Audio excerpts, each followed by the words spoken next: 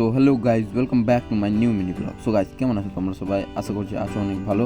So guys, আজকে চলেছি আবারও তোমাদের জন্য ছোট্ট একটা মিনি ব্লগ নিয়ে। সো গাইজ, আজকে যাচ্ছি আমরা পরানপুর কিছু কাজ নিয়ে। তো কি কাজ নিয়ে যাচ্ছি, কি কারণে যাচ্ছি, সঙ্গে থাকো, সব দেখতে পাবে, না স্কিপ করে ভিডিওটা শেষ পর্যন্ত দেখো গাইজ।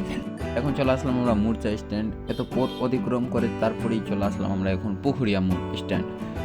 তো আমার বাঁদিকে যে রাস্তাটা দেখতে পাচ্ছ, যে রাস্তাটা গেছে, সেই রাস্তা চলে গেল গোবর্ধনার বড় করে কালী মন্দির যেটা আছে, যেখানে অনেক বড় মেলা বসে, সেই দিকটাতে। আর এটা দিয়ে চলে গেল মালদা।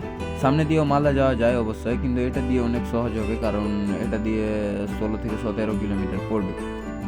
তারপরেই চলে আসলাম এখন হাসপাতাল মোড়ে। হাসপাতাল মোড় বড় হয় কারণ এটাই দিয়ে আমাদের হাসপাতাল যাওয়া যায়। তারপরে যে জায়গায় আমাদের কাজ ছিল সেই জায়গায় চলে আসলাম পরনপুরে।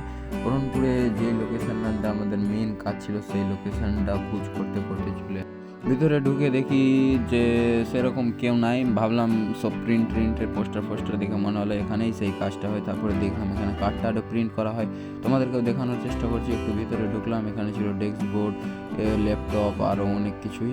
তারপর কাকুটা আসলো, আসার পরে আমি কথাবার্তা বলতে শুরু করলাম যে আমার ব্যানার লাগবে, এই টাইপের ব্যানার লাগবে, ওয়েডিংয়ের জন্য ব্যানার লাগবে। দাদাটা জিজ্ঞাসা করছিল তোমরা ব্লগ করো নাকি, তো আমি নিজের ইউটিউব চ্যানেলটা বললাম তাকে।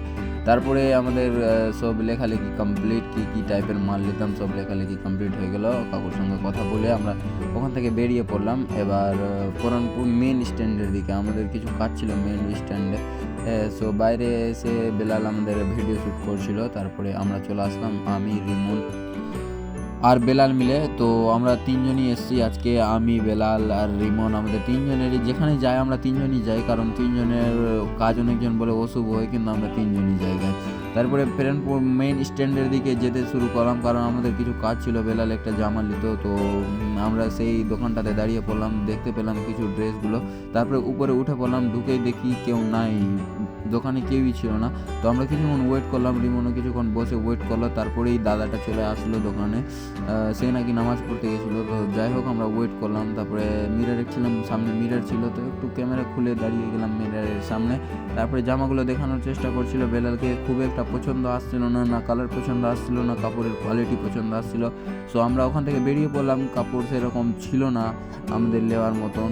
আশা করছি আমাদেরকে কালিয়াচক থেকেই নিতে হবে। তো কয়েকদিন পর যাবো, তোমরা সেই মিনি ব্লগটাও দেখতে পাবে।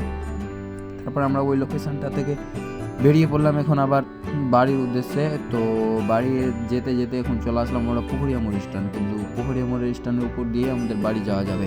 তো এখন চলে আসলাম আমরা পুকুরিয়া মোড় স্ট্যান্ড। তোমাদেরকে যেহেতু যাওয়ার সময় বলেছি এটা দিয়ে যাবে গোবর্ধনা কালী মন্দিরের সামনে চলে যাবে আমাদের বাড়ি। সো গাইস, আজকের মিনি ব্লগটা কেমন লাগলো অবশ্যই কমেন্ট করো। সো গাইস, আবার দেখা হবে নেক্সট মিনি ব্লগে। আজকের জন্য এতটুকুটাই, টাটা, বাই।